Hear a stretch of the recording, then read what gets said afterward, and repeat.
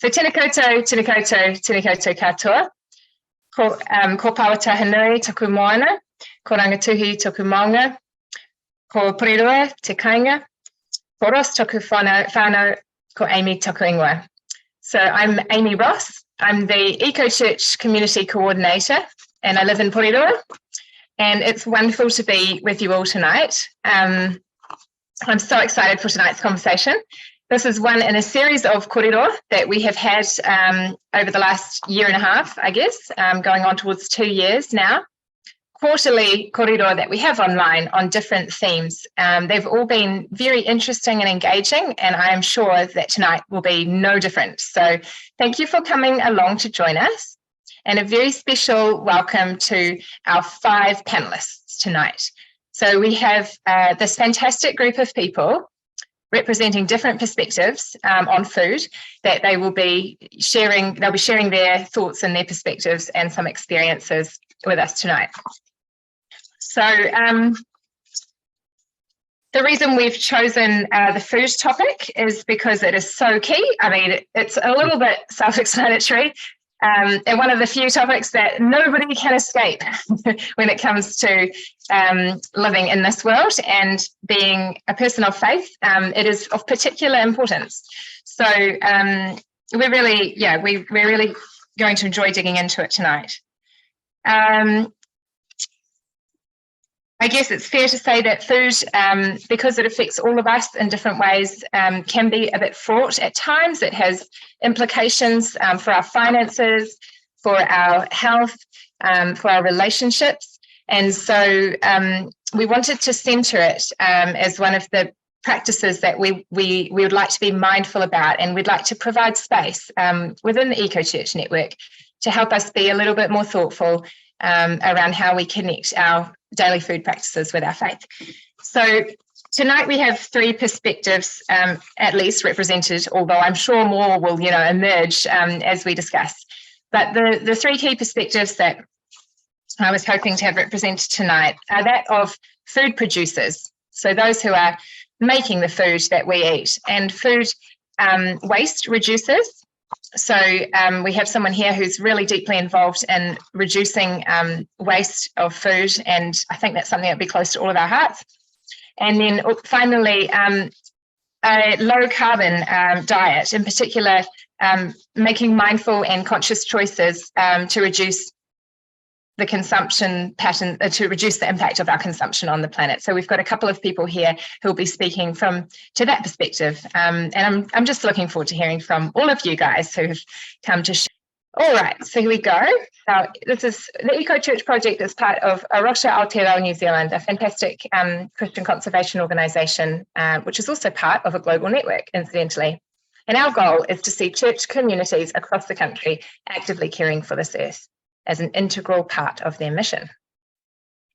The underpinning reasons for why we have this project are, and I think it's good for us to all to be aware of these reasons tonight as we reflect on food. Firstly, living a faithful life, following Jesus. Secondly, loving our neighbours in a resource-limited world. And thirdly, reflecting and protecting the glory of God. So let's have a look at how we do that with regard to food. So tonight we have Stuart Ennor with us. I'll tell you a bit more about each of these people actually in the next few slides, but these are the names of our friends for tonight. So Stuart, you can tell us what your day-to-day life looks like shortly, but just briefly, Stuart's the General Manager of Kairos Food Rescue based in Christchurch. He's also the Board Chair of Aotearoa Food Rescue Alliance, so you've got that national perspective, Stuart. He's married to Sarah with 3 children, a dog and 4 chickens. He loves family time, water skiing and holidays.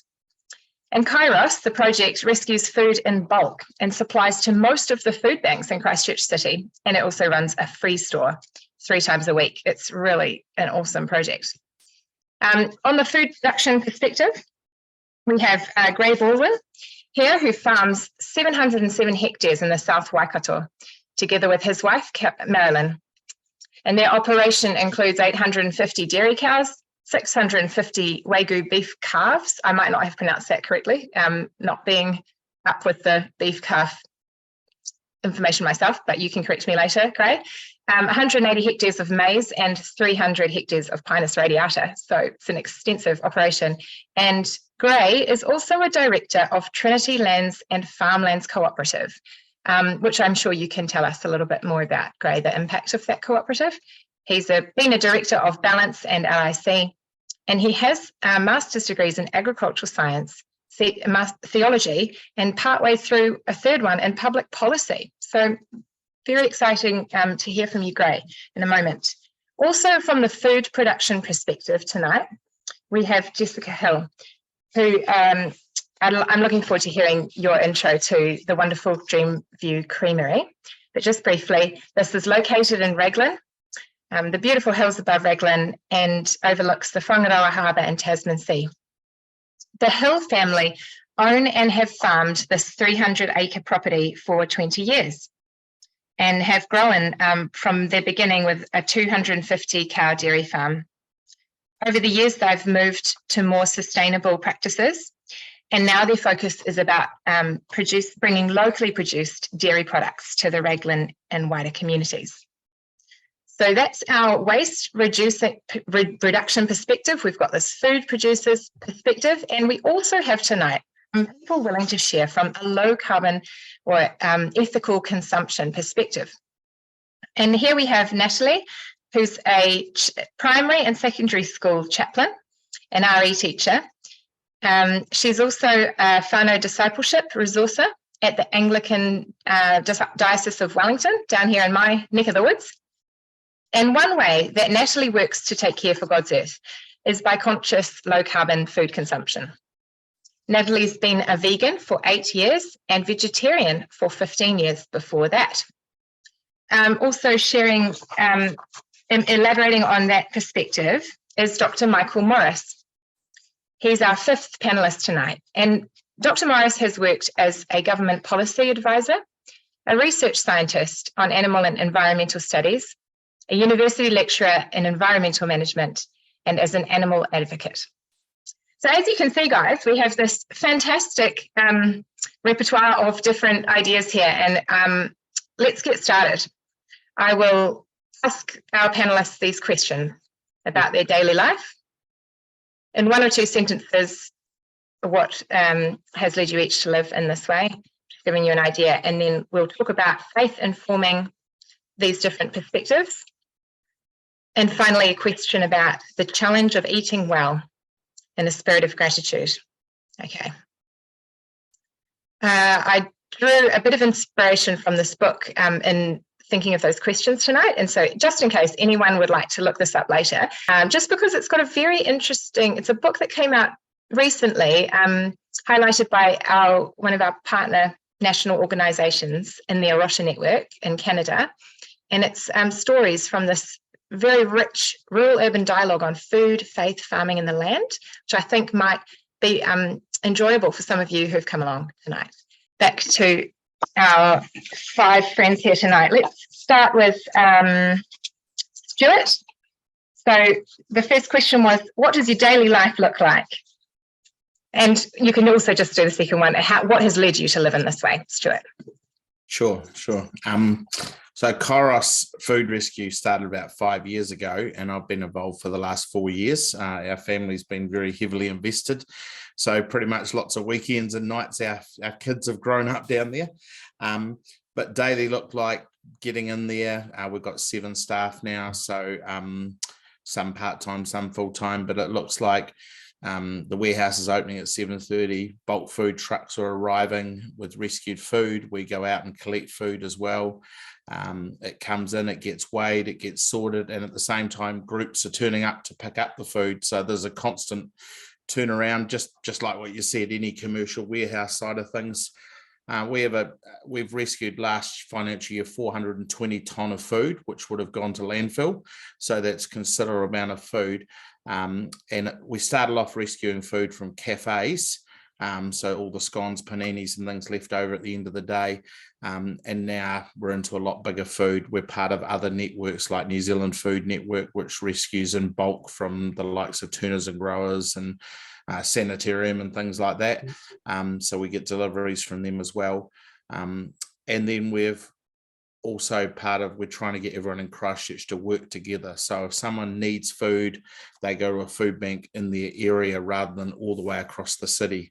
And that's been coming from COVID times where food parcels were getting delivered. And as one group was leaving the house that dropping a food parcel off, just about back into a van coming up the drive with another food parcel. And we're like, there's got to be a better way of spreading the food evenly across people who need it. So it's hard sometimes because people are very fiercely independent and have their way of doing things. And there's Christchurch is statistically one of the easiest places to get food if you need it. And so for us at Kōrero, we use the food as a tool to reach people. So we want to see people give them a hand up rather than just a handout. You can throw food at people, but it doesn't solve the underlying problems. Often if people need food, there's other problems going on. So then we would refer people into, be it drug counselling or financial help through the CAP in different groups and things like that. So we've also got the free store, which is based on the Wellington free store, if you know that. And that's how we actually started, Beth, who started us. And so people turn up Monday, Wednesday, Friday, collect food. There's no questions asked whatsoever. However, through that, we build relationships with people. And that's where, when they're waiting for their food, they'll often tell you what's going on in their lives. And that's how we can help direct people from that. The other part of the question was, sorry, just giving a background of who we are. What has led me to do this? Well, 4 years ago, I was pretty frustrated in the commercial world. My background is youth work. And I was in the commercial world for a while and I got sick of it. And I said, God, there's got to be a better way and I can use my skills and talents better. And he goes, well, leave your job. And so we lived by faith for 3 years. It was an amazing journey, one that I wouldn't encourage everyone to do unless you're called to do it. But that's where we are now. And I just feel like we're in our sweet spot. It's just where we're meant to be. So very exciting. We've gone from having a shipping container like the Wellington Free Store and $6,000 in the bank to now $500,000 a year to run the organisation. So you're always looking for funding and things like that. So, yeah. Wow, thanks. That's perfect. Thank you so much, Stuart. Amazing. It's amazing what you do. Okay, Gray, would you go next, kindly? Kia ora, everybody, just getting myself off mute. So yeah, I'm Gray. So what would I do in a typical day? Right at the moment, I'm actually milking our cows because we had a staff member finish up last week. So after 9 years, so cows don't wait for another day. So I'm in the cow shed in the morning. We only milk once a day, better outcome, better animal welfare, and so I don't have to milk in the afternoon. So that's good. Probably I'm having my wife feed calves, so we don't participate in the bobby calf industry. For those of you who know anything about that, it's a bit grubby. And so we rear Wagyu calves, and very elite form of beef production. Wagyu come out of Japan. They feed them beer and massage them over there. We don't do that here, but it's a very high value sort of beef production, which we're at the front end of the supply chain of. What else have I written down here? I do a lot of governance work. I mentioned Trinity Lands. That's a big charity which assists funding various Christian charities, including Rocha in various ways. And then also Farmlands is a big retail cooperative. So we have 85 stores and sell gumboots and spades and shovels and seeds and fertilizer and all that kind of stuff. And I also, for a long time, did LIC, which is a big genetics business, dairy industry, and massive data. With 160 people in the IT group there. It's a huge, using genomics to get superior genetics into the dairy industry, and Balance Agri-Nutrients is a fertilizer company. Yeah, some of you will have a view about that, but interesting company, I must say. Anyway, then I do a bit of study because I live in a small little 2-bob town, and if you don't stimulate your brain, you might lose it. So that's why I'm doing another master's degree at the moment. And so yeah, people say, why the heck do you do that? You already got some. I say, well, it's to avoid the onset of Alzheimer's. You know, the good Lord gave us a brain, so we should use it, right? So that's what I do. And then what else? And family. So I've got a lovely wife, 3 children, two of which have provided grandchildren for me. So this morning I was someone said you in Porirua, I was in Whitby this morning and saw my cute little granddaughter, and now I'm back in the Waikato. So a bit of that. So what was the second question? Why do I do what I do? I like a balance between employment and self-employment. When I finished my first round of degrees at Massey, I went into sort of corporate gigs and worked for the Bank of New Zealand and various other outfits, had a marketing bias, but it's a pain in the backside having to work for somebody because you have to bow and scrape to what they want to do. And so that's why you would want to be self-employed, which is what you do when you're a farmer, because then you can do whatever you like. But the trouble with self-employment like now, when the cost of producing milk is actually higher than what we're being paid for it, sort of smokes the smokes the capability out, and you have to work out how to science. Another dairy farmer on the call, so maybe selling milk directly is a way to fix the problem. But anyway, self-employment is good because you live by your pants, and if you don't make it, well, you've only got yourself to blame. So my lifestyle with a bit of study, bit of governance work, go and milk the cows, it gives you a balance between those various things, which I enjoy. So kia ora, everybody, and looking forward to the discussion. Cheers. Cheers, kia ora, Gray. That's awesome. Yeah, thank you. Let's go to Jessica next. Hi everyone. Yeah, I'm Jess. I live in Raglan, just across the hill from Crystal, actually. We deliver milk to Crystal as well. So in the last 5 years, we've started what we call Dreamview Creamery. It's on my parents' family farm. So we've been farming here for the last 24 years. And in the last 5 years, we've just decided to change things up. Our family is really big on mental health, and we've all struggled with it quite a lot. So we're always looking for ways that we can challenge ourselves, but also, do things a little bit differently. We bottle about 6,500 litres a week and deliver it around the Waikato and Bay of Plenty. And over the last sort of month or so, we've moved up into Auckland as well. We don't plan on going any further than that. Like that, so for us, food miles is a really big thing. And so yeah, Auckland is good. It's been definitely a challenging time for the dairy industry. We're the same as Gray. We don't have any bobby calves. We do, instead of having bobby calves, we breed all our first-time calvers to a recorded sire, and then we can sell them as first-generation Kiwi cross for anyone who sort of understands that lingo. And we get really good money for them, and it's a great feeling as well.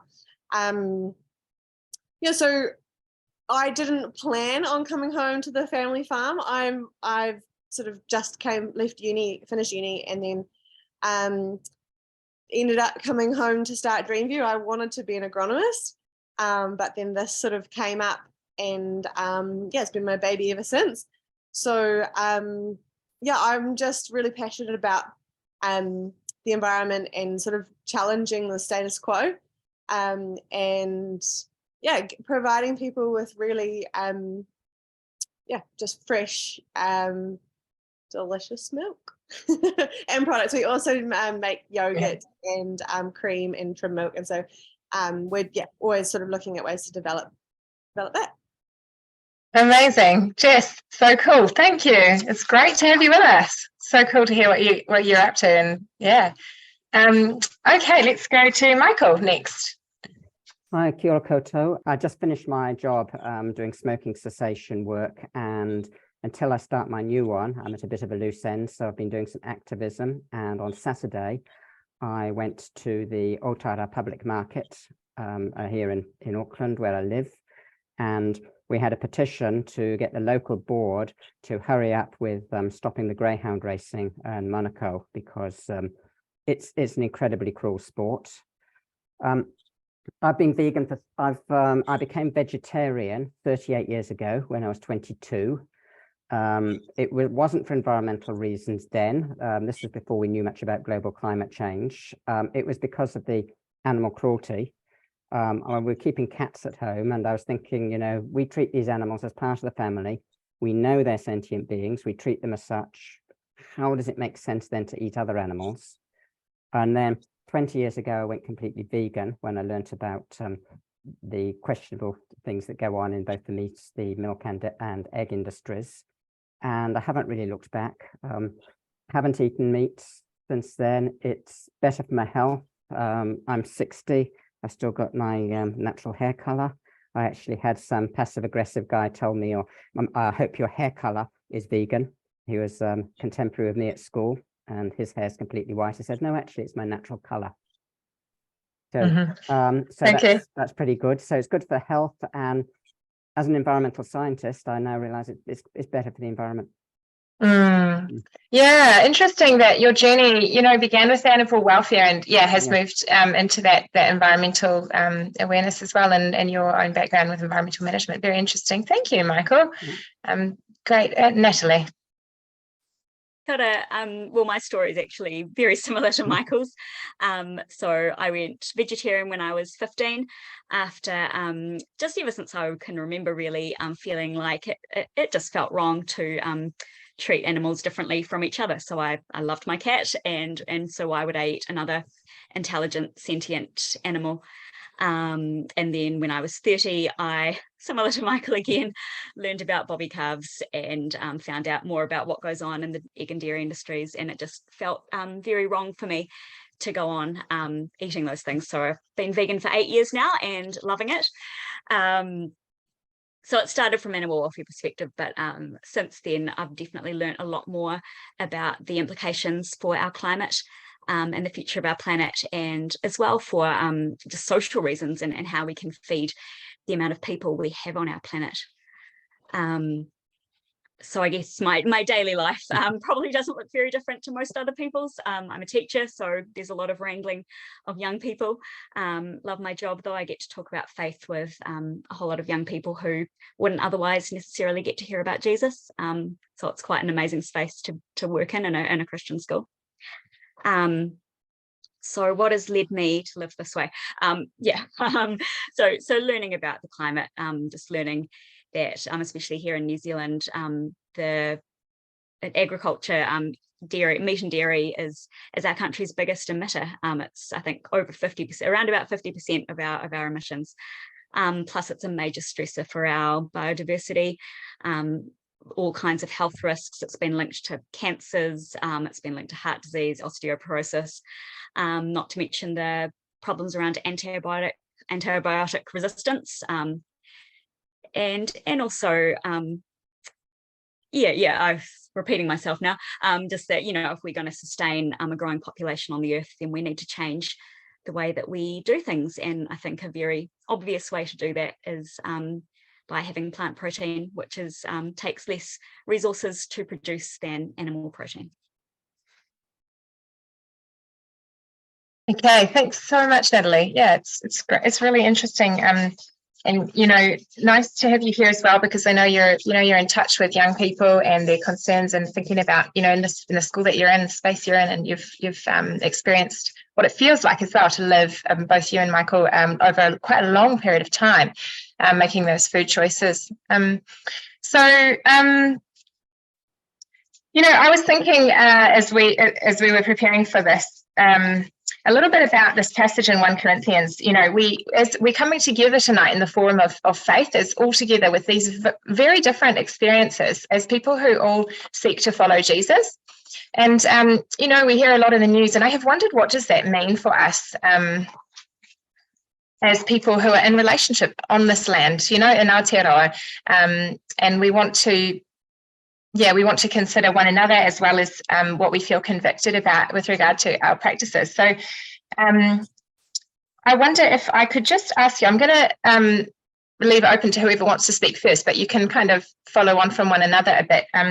How does your faith inform your food production, or your food consumption, or your waste reduction? Or we've had some tasters of that already, kind of what has led you actually into these different positions and experiences. But yeah, who would like to start? I might invite Gray, or Michael, you can go ahead first. Okay. I became Christian about the same time I became a vegetarian. I was probably searching for something in both cases. I found it very difficult at first because there was a lot of judgment among Christians about vegetarians. They're saying that, God gave us animals to eat and dominion means the same as slavery and that sort of thing. It was only when I came to the Seventh-day Adventists that I realized that, being Christian is compatible with actually showing compassion to animals and to your own body. But I also got it from the other way. I get a lot of vegans who are very anti-Christian and who sort of think that, if we're just chasing fairy tales in the sky. So it's not really easy doing both. Interesting. Yeah. Okay. I was just thinking, it's interesting you say that. I know a lot of vegans who do not understand how Christians can talk about Jesus being loving and compassionate and a God who created everything and said it was good, and yet people eat meat. They find it really difficult. Yeah. I think that we're all on a journey, and faith itself is a journey. And for me on this journey, one of the things that really hit me one day was at home. We've got the chickens, so we don't really put anything out in our green bin that goes out to the roadside because most of it goes to the chickens and we get eggs. But it shocked me how much plastic was ending up in our rubbish bin at home. And it really made me start to think about what are we buying that's wrapped in plastic. And so we went down a bit of a journey that how can we reduce our plastic in our household? And at work, we try and recycle. We generally will collect food that we know we can do something with. Sometimes we get it wrong. Like this morning I walked in and there was 3 boxes of bananas there that were well beyond banana cake. Let's say they were growing extra things on them, which came in late Friday, and they really probably shouldn't have come in.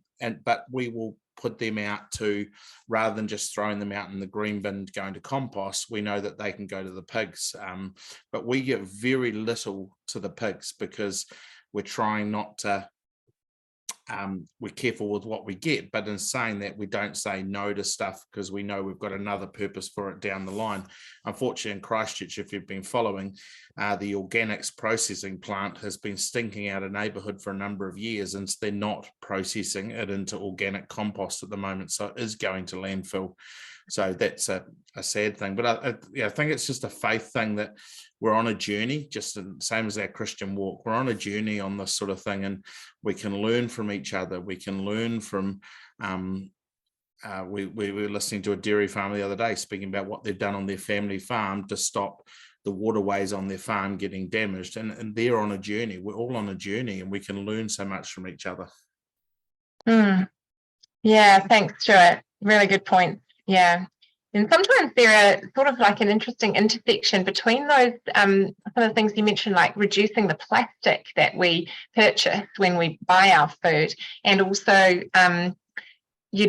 thinking about the air miles or the carbon footprint of the production of that food, as well as the health. There's some of these different factors intersect, don't they? Or I find that, they all overlap in different ways, and it's not always clear and easy to understand which factor should take priority in any one decision, So yeah, it's interesting. And I also like that you mentioned sort of the life cycle of some of your food sources, and the chickens and the pigs, and as being a source for your waste disposal as well. Yeah. Right. It's a really hard thing too, because at the moment, the government, and this is from my national role, MSD, Minister of Social Development, we've been through this COVID season where they've thrown a lot of money at getting food to people and setting up hubs all around New Zealand and that sort of thing. But they're moving like to emergency food hubs, do you mean? Yeah, food hubs. They gave us quite a bit of money to buy extra chillers and things like that, so we could be more sustainable in what we do and get food out to a wider network. But now they're shifting to food sovereignty. And for those who don't know, food sovereignty means I've got 3 or 4 options of what I'm going to cook tonight. I've got an ability to cook it. I can make choices around what I cook and that sort of thing. I've got the knowledge and that sort of thing. But right now we're in a very much a food insecurity place. We've got we're seeing a 15 to 20% increase, like most groups in Christchurch, and it's working families are coming asking for help because they physically can't afford to live and are making choices. Do they let their kid go to soccer on a Saturday, but that means they won't have enough petrol in the car to get them to school during the week, and big decisions like that, let alone putting food on the table. And so it's a real hard space. I mean, we get offered a ton of potatoes every week, but we have to drive 110k round trip in a diesel truck. But at the moment we're doing it because we need the food to feed people. But ideally, is that a good thing, traveling that far to get the potatoes? You know, so there's a real constant playing of what is the thing we should be doing. Yeah, tough choices, and so important that you're able to provide that food to the whānau who need it. Natalie, I can see your hand up. I was just thinking that reminds me of a lot of the meat and dairy we eat is both imported and exported. So a lot of what we make here in New Zealand, I'm sure you guys will know more about this than me, but I know a lot of that you get those miles. But I was also thinking from a faith perspective, from me, I often go back to Genesis 1, where God said to humans, I give you every seed-bearing plant on the face of the earth and every tree that has fruit. And to all the animals I give, I'm paraphrasing here, all the animals I give every green plant for food. So in God's ideal world, animals and humans were in this perfect relationship with each other. And so that's a big part of how my faith has informed my decisions. Also, sorry, I lost my train of thought, that's all right. But how our faith calls us to, you know, live these values of grace and mercy and gentleness and peace. And that, you know, when God created animals, God said this is good, and yet we have ended up living in a way that treats animals in ways that it doesn't demonstrate right relationship. You know, I could talk about these things. I'm sure you've all heard about, you know, factory farming eggs and bobby calves and all of those things. But I think a lot of the way that we treat animals, we treat them as commodities rather than fellow creatures of our God. And so that's really what motivates me to oppose that. And that part of valuing God's creation, part of valuing God's earth is valuing our fellow creatures who are part of God's creation. And I feel like, you know, when God gave us dominion over them, that doesn't mean domination. That means, you know, more of a stewardship, caretaking role. Yeah. And also, Yeah. I guess the verse about the least of these, and thinking about in our economic system, the least of these are animals in many ways, and so how we might be called to treat the least of these. Sorry, that was a bit of a ramble. I tend to do that. I'll stop. No, okay, thank you. Those are very good, interesting points, and helpful to raise them, Natalie. I'm sure that our two food producers here, Gray and Jess, might have some thoughts about what that means to be in right relationship with the animals that they are caring for as well. Gray or Jess, would you like to respond with any thoughts about what it means for you? With the animals that you're responsible for looking after, to be in right relationship, or the land. Because you've both mentioned that you've chosen not to have bobby calves on your property. That's really interesting. I don't know how I don't know how sort of significant that choice is for you economically, but I guess it's obviously informed by, you know, your ethics. Well, I'll lead away. So if we want to cover the animal thing specifically, so in our case, the Wagyu beef production is very lucrative. So the calves are worth $150 is 4 days old if you sell them then to someone else to rear them and look after them, take them through to finishing, or if you rear them yourself at 600. So a bobby calf's worth about $10, and you wouldn't go there because it's just not worth anything. So yeah, Wagyu beef is good. We've made that part of our system. Just a couple of other comments about the animal side of it. And look, fully respect people's vegan choices, and we've heard a bit about that tonight. There is another story in terms of, particularly on the resources. So in a country like New Zealand, 90% of animal production, be it dairy or beef or lamb or any of the red meat, is off grazed pasture, right? So I think there's this idea that, or if we weren't producing beef or lamb or dairy products, it would all go into fruit and vegetables and, you know, plant-based diets. That's, of course, not reality in New Zealand. If you go to some of the big Northern Hemisphere countries where there's vast areas of flat, arable land, which could produce fruit and vegetables, and it's all sitting there with grain being fed to big fat beef cows, that's a different story. But here, if we took the hill country out and much of the dairy country, you literally couldn't do anything else with it. You couldn't plant kiwi fruit or vegetables or all those things on the hill country in vast areas of New Zealand. So that's my perspective. You know, we do have to feed people, as I think Stuart made the point, and in my view, dairy products and red meat are very nutrient dense. They're useful. People want to eat them, and we harvest pasture. We don't substitute grain and feed it to cows or for red meat production. Another interesting thing, there's been comments about waste. An interesting study that I read the other day, and it was Nature, one of those fairly well peer-reviewed journals. If you look at food waste and you segment it out, because red meat and dairy products are so expensive because they are to produce, they don't get anywhere near waste. If you've got a fillet steak in the fridge, you're going to eat it. And what the waste tends to be the fruit and the vegetables, and the broccoli's gone limp and the pears have gone rotten and the, you know, whatever. And that tends to be, and it was well documented. And so, yes, you can argue about the carbon footprint of red meat and dairy products. But then if you take waste into account and say about a third of all food is wasted, but the ratio is only about 10% of animal protein is wasted, and it's much higher for fruit and vegetables simply because of the storage capability and the ability to make them last. So that's another relevant aspect of that. And in terms of animals, just to finish, for me, we have cows that born, we milk them, they move on.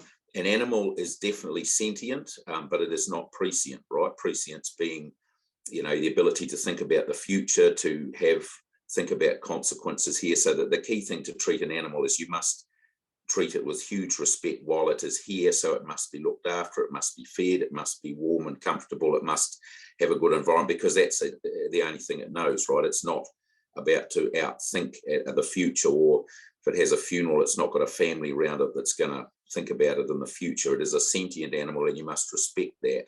But it's not a prescient animal like we are as humans, of course. So that guides my faith in terms of looking after animals. You have to look after them, treat them with respect. And the key point is around, you know, the pasture that we eat here. It's not substituting back and forth for fruit and vegetables. It's you either produce animal protein or it goes back to native trees. And maybe that's a good idea too. But anyway, kia ora, that's my thoughts. Yeah, cheers, Greg. Kia ora. I'm going to go to Jess next, actually, just to give everyone space to share any thoughts. Any ideas or thoughts there, Jess? Yeah, thanks, Amy. Yeah, absolutely. I totally agree with everything Gray says, and I think that over half, or, you know, so many, like a lot of people see the big commercial farms and the big farms down south, and they shouldn't. We're all like that. Like there's a lot of little family farms like us and Grey that are passionate about our animals and their welfare. And I'm really passionate about educating people about that. So we have lots and lots of groups come up, and we just show them. We're totally upfront with them. Like we're not an organic farm. We're not certified organic. And yeah, we just sort of show them exactly what happens, how we care for them, and how much they mean to us. I mean, for us especially, and well, for every dairy farmer, they're our livelihood. So we've got to keep them well, yeah, well fed, well watered, and just really cared for. Yeah, and then with our business, we've saved 132 million plastic bottles from going into circulation in the last 5 years. So we're a little family business. Like it's me, my mum, my dad. My sister was a farm manager up until a few months ago. And so, yeah, it's just really cool to see that, you know, if everyone sort of does their own little bit, we are, yeah, it can work. Yeah, that's actually amazing when you state that, statistic, Jess. Was it 150 to 132 million? Yeah, plastic bottles. I mean, it's incredible, because those of us who don't have, that level of influence in our, food choices, we can work really, really hard to, like, let's say, go for a zero waste approach, as best we can in our lifestyle. But, the amount of plastic we'll be able to divert from landfill, over the course of a year will be, like nothing really compared to, although we've worked really hard at it, compared to, the influence that you can have as a business, I guess, as a farm. So just making that choice you go for glass bottles, and it's just amazing, that statistic. Yeah. Yeah, it's been really cool starting the business and challenging every aspect of our farming practice in terms of waste reduction, like just looking at every aspect and being like, okay, well, what other alternative can we use, or how can we do that? So like just another thing that we don't do is we don't use palm kernel, obviously for obvious reasons, but again, it's just another thing that you can do, which is just for the uninitiated. Would you unpack that a little bit? So you don't use palm kernel for which reasons? Sorry. Obviously for the sort of the rain, the impacts that it has and where it comes from. Obvious, it is like it's a tricky one, I think, because it's obviously a byproduct of palm oil. Okay. And so, you've got to not buy palm oil products to then not have the palm kernel. But hopefully, in not using palm kernel, you're still slowing down that system and not giving them a reason to be able to sell that product. It's also, sort of everyone kind of knows the negative effects on wildlife and things like that that palm kernel has. So it was a really obvious choice, and there's a lot of other ways that you can supplement. It is more expensive. It's definitely more expensive to supplement cows, but we use like a tapioca maize wheat mix instead, and it's just like palm kernel for cows is just like a treat, like it's a sugary boost, and this is exactly what the other sort of things can do. It is significantly more expensive, but it's just one of the things that things that we do to try and make our little bit. Awesome. Okay, thanks, Natalie. Okay, thanks for your patience. A few things I'll try and be really fast. Thanks for bringing up palm oil, Jess.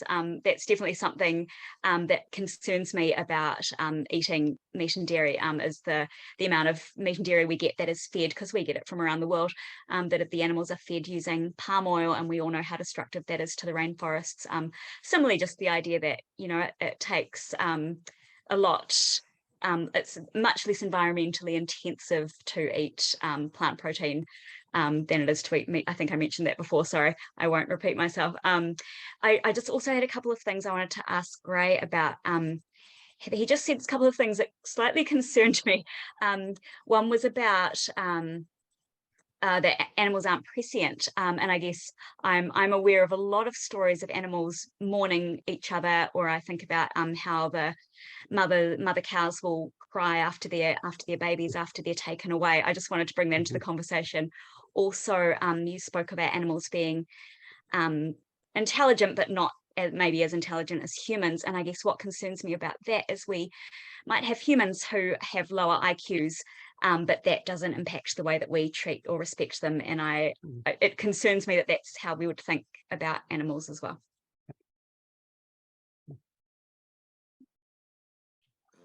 Sure, no, happy to. Probably need to do a proper sort of literature review on a good academic way to pull some of this stuff out. I mean, you're absolutely right. I mean, certainly, a cow will follow its calf. There's definitely emotions there. When I talk about prescience, if you look at the definition of prescience, it's the ability to predict the future and to plan one's life and to, have like humans do, a sort of a structure and organised family and a destiny, and that is not something that I've observed my animals doing, and it's not to say other people might have, but sentience is absolutely the case, and awareness and emotions, and so you respect that. So when we have calves who are sick, or you get animal treatments, you get the vet, and when the end comes, you euthanize them humanely, because you don't want any suffering, because there's definitely animals can suffer, and if you're in charge of animals, your job is to minimize that. So that's and what was the other question? Sorry, Jess, there was about animals. It wasn't really a question. It was it was about the human aspect of it. Yeah. Sure. Humans. It was just something I was wondering out loud, and wondered if you had anything to say to it, really. Yeah. Well, one thing I'll just quickly respond to the palm kernel discussion. So I'm a director of the Farmlands Group. We import and distribute 150,000 tonne of palm kernel. So you can probably, if you want to switch off now, but I mean, just disclosure. So there is, like most of these things, two sides to the story. So when palm oil trees are planted, it's mostly in Indonesia and Malaysia, and for the last 50 years, there's been a disgraceful clearing of rainforest, and the consequence of biodiversity on that. That has, of good evidence that I've sought out myself, that is now finished. So what you're dealing with is the existing palm oil plantations that are there, and palm oil is used in everything from cosmetics to soap to noodles to, it's a massive and hugely valuable commodity. And the kernel is the little fruit. They squeeze the palm fruit and all the oil comes out. That's 95% of the value. And then there's the husks left, which they grind up. And that's the kernel that is imported into New Zealand. Prior to us importing it, it was dumped over offshore in the beaches and in the sea off the shore of Malaysia and Indonesia. So if I thought that there was further rainforest destruction or biodiversity of palm kernel, I wouldn't have a bar of it. The reality is these people destroyed the rainforests only 30 or 40 years ago. In New Zealand, we destroyed them all and cut the kauri forest down 150 years ago. It's just simply a matter of time. And they've made their decisions. They have finished it now. There is no more rainforest destruction that I'm aware of. And I'm involved in significant agribusiness activities that use it. And a final comment is, with climate change, pasture, which I talked about a minute ago, is becoming very unreliable. It has done nothing but rain on my farm for the last 3 weeks. There isn't any grass. So we are feeding supplementary feed for animal welfare reasons, because they'll be hungry. And so Jess mentioned tapioca. We use that too. Maize. We use some palm kernel, because if we didn't, there are so many floods and so many droughts as a consequence of climate change. If you want to feed your animals and look after them, you have to provide supplements. Palm kernel is the cheapest, and that's another side of the story. But I fully accept people. It's not a popular thing to talk about, but that's just my perspective on it, and I am involved in governing entities that's involved in it. So full disclosure, kia ora. That's really good to hear about that from you, Gray. I was just thinking, I wish all farmers were as great as you and thought about animal welfare like you do. I guess there's no guarantee that the meat we're buying at the supermarket are from farms that have been as thoughtful. Yeah, we need a stamp for the ones that have been governed by Trinity, and we know where to go for that and Dreamview. No, but thank you. Seriously, that's really interesting and very helpful, actually, to have a bit of an insider perspective on some of those tough choices, and how interesting to consider that feedback loop between, agriculture contributing with all of our lifestyles. We're all heavily implicated in contributing towards climate change, but also suffering the effects of that. And probably you're experiencing that, at a very real level. Sometimes maybe even earlier than the urbanites like myself who live near, not quite, but near Wellington. I don't know, it's just very interesting, isn't it, that climate change forwards and backwards kind of dynamic that we're all facing. Okay, I just want to get back to the question of faith. So I see a few hands raised. That's awesome. That means that, this conversation is stimulating your thought. We won't be taking open questions tonight, but you could perhaps write them in the chat box if you like, just for our panelists to consider and chew over, and they might be able to reflect or respond in some way there. But I'm going to ask the final sort of open question, I guess. How can we take seriously the challenge to eat well in a spirit of gratitude, not guilt and judgment? Now, this is a really nice question, a really important question that came in from one of the registrations. Let's just give everyone a chance to respond to that. Starting with maybe Michael, would you like to begin? Yeah, I think that eating low on the food chain, that means plants, is actually far better for the environment than any alternative. And that's simply because of the first law of thermodynamics, which, for those who haven't studied science, is that when you have any energy transfer, whether it's electricity to kinetic energy in a car, or whether it's food energy in your body to moving around, there's always a waste. Most of it is dissipated as heat. And passing food through an animal before eating it wastes, in the case of a cow, about 97% of the energy. So most of that energy is dissipated as heat, as respiration in the cow, as inedible parts, and very little of it actually gets to the consumer, which means that as far as pre-consumer waste is concerned, it's about the most wasteful way of eating that you can ever think of. So maybe post-consumer waste, as Gray was saying, is not that much because, as he said, steak's expensive, but to get to that steak requires about 10 times as many resources as anything else. Eating low on the food chain is not perfect. There's things like palm oil, as I think Jess was saying, that plant-based products have palm oil in them too. So we do have to be careful of that. But I think we can do the best we can. And as far as guilt-free goes, plant-based is probably the best start. Okay, thank you, Michael. Okay, great. I'm aware of our time. I love that. That's a helpful tip. It's just a summary. Eat low, in the food chain. Yeah. Who's next? Stuart, would you like to go next? We'll give you each a minute, then we'll be close to the end. I actually struggle with this because, I see people every day who are hungry, and yet I come home to a lovely house. I've got the fire going over there and our house is warm and dry, and some of these people are going to be sleeping under a bridge, let alone the ability to store food, cook food, the knowledge of what it tastes like or anything like that. So I sometimes I literally am eating going, Lord, I'm so grateful and that I can do this. And thankfully, because I can eat this way, I'm now able to use my energy to help these other people. But it's a struggle. I struggle with why do I get this nice meal, when these people don't. So it is a battle, yeah. And I think the other thing too is, very quickly, New Zealand, I went to Vanuatu about 8 years ago after they had a cyclone. We were one of the first groups in there to help as responders.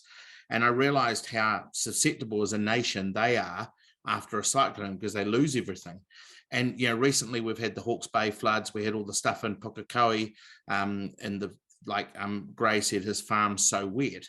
We're going to have a massive problem in New Zealand next year if you talk to some people, because they can't even plant stuff because the ground's so wet, let alone getting stuff out. It's rotting in the ground. Fruit and vegetables are going to go up significant costs in New Zealand for supply and demand. And so there's another whole thing of when we do get something really nice to eat that's grown in the ground or something, what about those people who can't afford it, and especially what's it going to look like next year because of the whole food cycle of that's going on. So, yeah. Thank you, Stuart. Important points. Okay, Jess, would you go next? Stuart, you're so amazing. That's so cool. I'm just, for me, it's all about, it sounds kind of cheesy, but love. So loving your animals and loving the fact that you are grateful that you can, like Stuart was saying, eat the way that we are able to eat and that we can afford to buy the food that we can. And so, it's just I don't know, I think a lot of the time now in the world, we're missing that love per se, and just the fact that when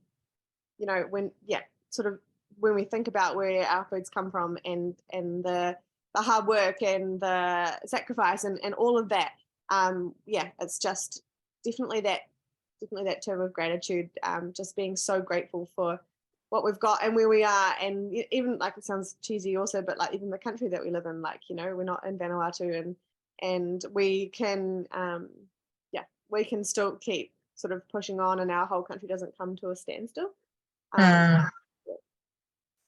Thank you, Jess. Thanks for those words. Yeah, great reflections. Natalie?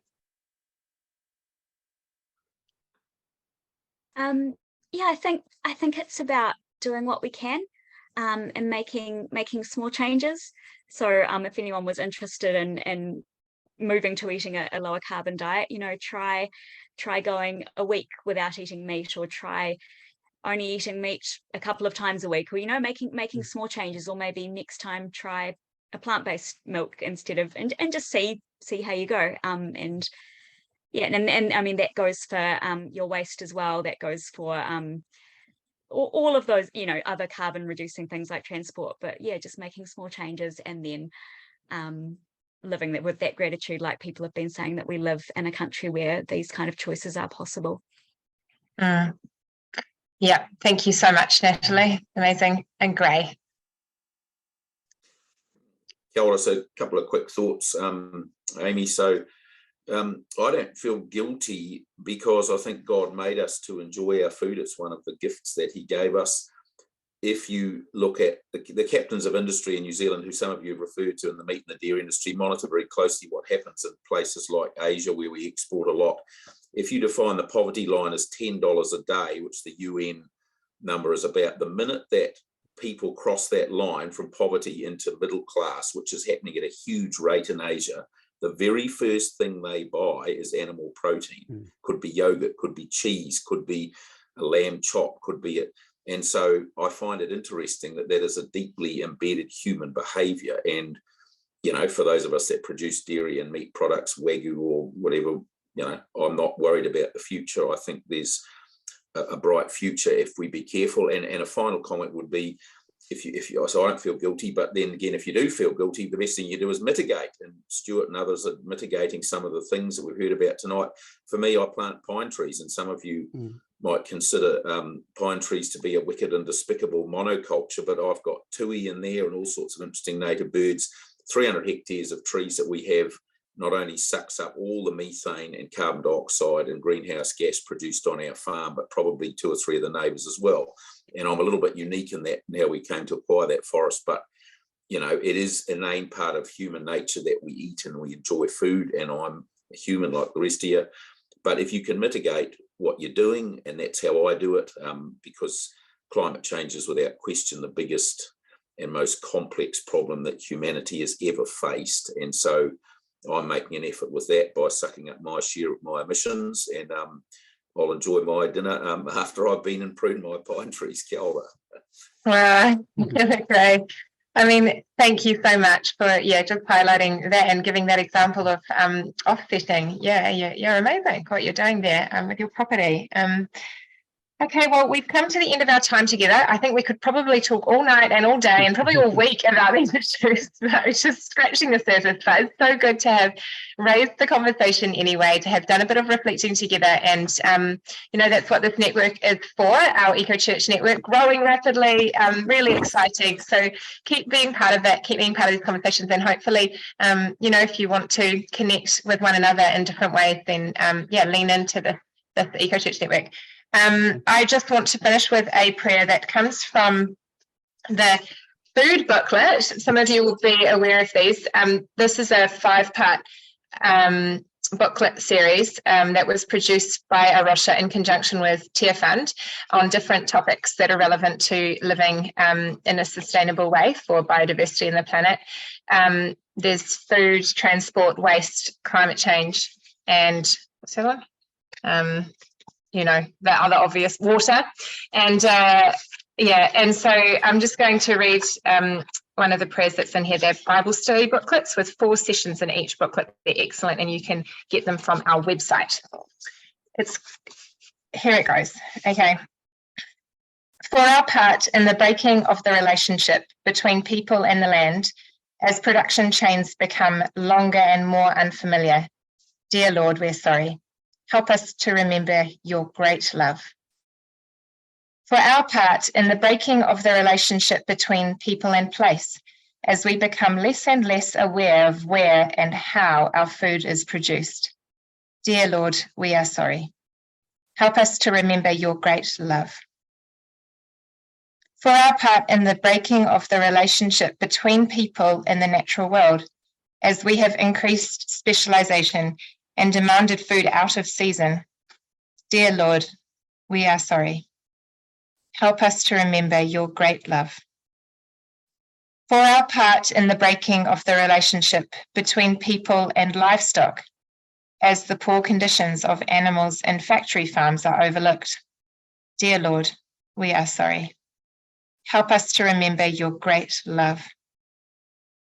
May the living Lord Jesus, who came to earth to reconcile all relationships in creation and to restore the broken, grant us full forgiveness and the power to effect positive change. Amen. Thank you all for coming tonight. It's been wonderful to be with you. I'll just let you leave of your own accord, and a very special thank you to all of our 5 panelists. I so appreciate your time. You're amazing and we're so grateful.